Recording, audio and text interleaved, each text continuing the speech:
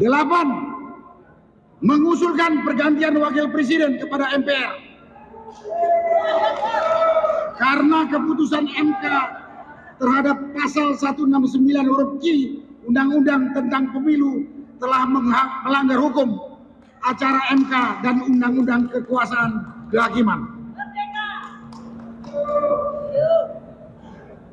Pernyataan ini ditandatangani oleh 103 jenderal, 73 laksamana, 65 marskal, dan 91 kolonel TNI.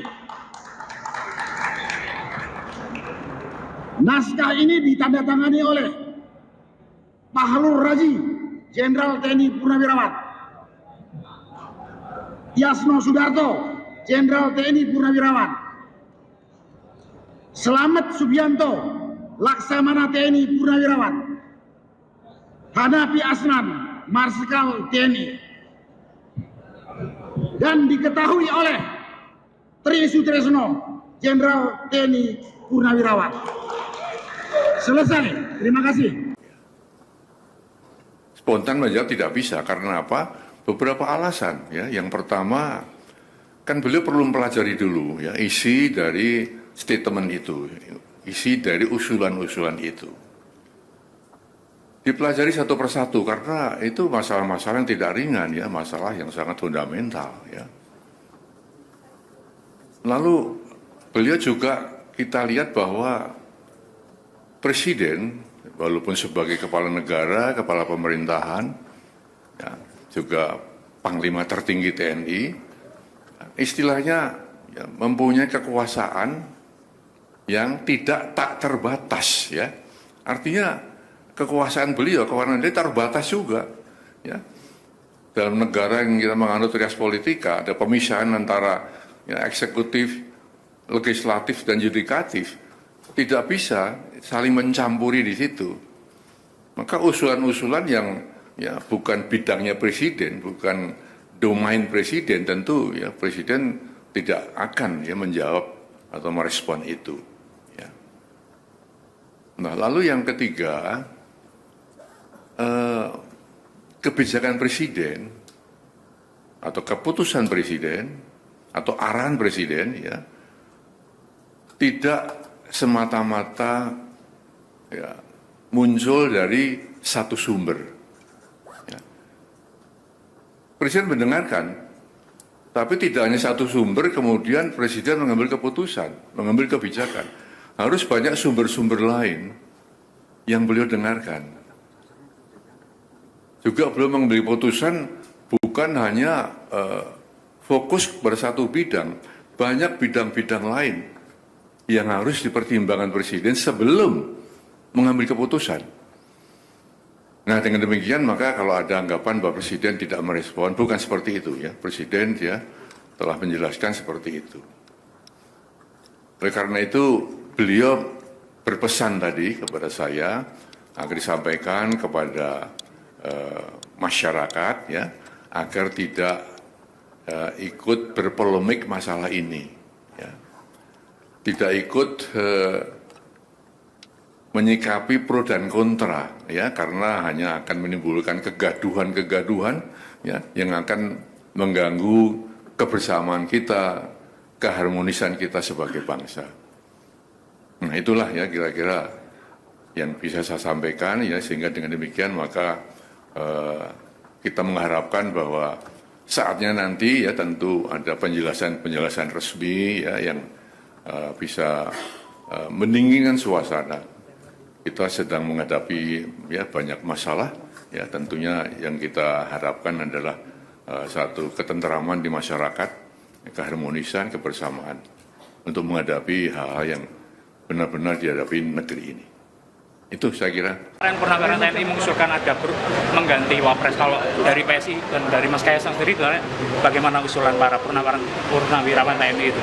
Secara konstitusi, Presiden dan Wakil Presiden kan sudah dipilih langsung oleh rakyat. Yes, ya, yuk. Berarti usulan itu tidak bisa diterima atau bagaimana menurut Mas? Itu tadi semua kan sudah berdasarkan konstitusi. Kemarin kan Forum Purnawirawan TNI itu mengusulkan agar Mas Gibran tuh dimaksudkan. Kalau dari Partai Nasdem sendiri gimana, Pak? Ya sayang sekali, dengan seluruh penghormatan saya pada para senior. Karena tidak ada skandal yang menjadi suatu hal tuntutan agar pemakzulan, kan? Ya kalau nggak ada, ini kan satu pasangan, paket. Kita telah menyelenggarakan pemilihan umum, pilpres, pileg, terpilih, mulai bekerja. Terlepas apakah itu ada output kinerjanya lemah, setengah lemah, kuat, itu masalah lain. Tapi meresolusi dengan memajulkan menurut saya, sebetulnya izinkan saya harus menyatakan dengan segala penghormatan saya, kurang tepat. Ya? Pak, mungkin kedua. Saya belum membaca itu, belum mempelajari itu dan belum membaca. Baru mendengar juga beberapa sekilas. Jadi Prabowo adalah presiden yang sah, Gibran adalah presiden yang sah. Gibran adalah wakil presiden yang sah. Tapi kalau menurut Bang Muzani, apakah usulan-usulan seperti itu bisa mengganggu soliditas atau jalannya pemerintah? Saya tidak tahu bagaimana. Jadi kita kembali kepada ketentuan yang diatur di dalam 7A ya, Undang-Undang Dasar 45. Nah, mekanisme yang ada di dalam pasal 7A Undang-Undang Dasar 45 itu adalah DPR ya, mengajukan kepada Mahkamah Konstitusi. Nah, untuk pemberhentian presiden dan atau wakil presiden. Nah, terkait dengan desakan ini, kalau saya baca itu kan di poin terakhir ya, poin nomor 8 ya. Itu sebenarnya bukan mundur kalau saya baca itu, tapi mengusulkan kepada MPR. Nah, ini kita perlu luruskan dulu. Kalau menurut Undang-Undang Dasar seharusnya tidak langsung kepada MPR, tetapi DPR kepada Mahkamah Konstitusi. Baru nanti hasil putusan Mahkamah Konstitusi disampaikan kepada MPR. Nah, makanya kalau saya lihat Pak Wiranto dalam keterangan persnya itu menyampaikan bahwa Presiden agak hati-hati di sini karena itu di luar ranah Presiden sebagai kepala pemerintahan dan sebagai Panglima Tinggi TNI begitu. Kenapa? Karena ranah yang ada dalam konstitusi untuk pemberhentian seorang wakil presiden itu adalah melalui usulan dari DPR kepada Mahkamah Konstitusi atas dugaan dua hal. Pertama adalah dugaan pelanggaran hukum, yang kedua adalah dugaan tidak lagi memenuhi syarat sebagai seorang wakil presiden. Nah, kalau rekomendasi dari Dewan Purnawirawan ini agar Presiden mengajukan kepada MPR ini agak miss memang kalau dari sisi tata cara impeachment yang diatur di dalam Undang-Undang Dasar.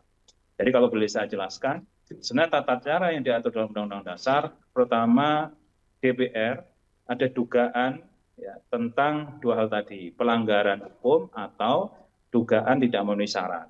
Dugaan ini disampaikan kepada Mahkamah Konstitusi.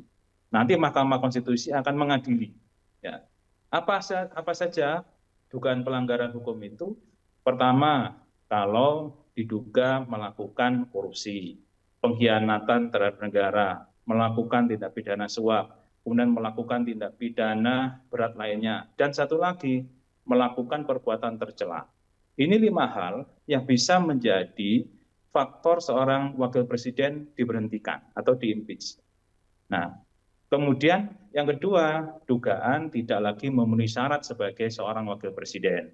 Nah, inilah yang nanti akan diuji oleh Mahkamah Konstitusi apakah benar dugaan dari DPR tadi itu. Nah, tentunya dalam hal ini kalau saya memandang, kalau mekanismenya benar ya seharusnya Pak Prabowo kapasitasnya bukan lagi sebagai presiden, bukan lagi sebagai Panglima tertinggi TNI, tapi sebagai ketua umum partai yang lebih relevan. Ya, dari ketua umum partai punya kekuatan di parlemen. Nah, dari kekuatan di parlemen inilah kalau 2/3 ya dari anggota parlemen nanti hadir dalam sidang dan setuju terhadap usulan untuk impeachment, untuk pemberhentian wakil presiden, baru bisa. Nah, saya kira itu sebenarnya mekanismenya.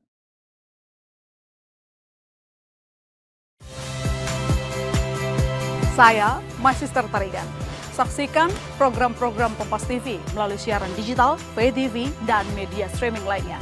Kompas TV, independen, terpercaya.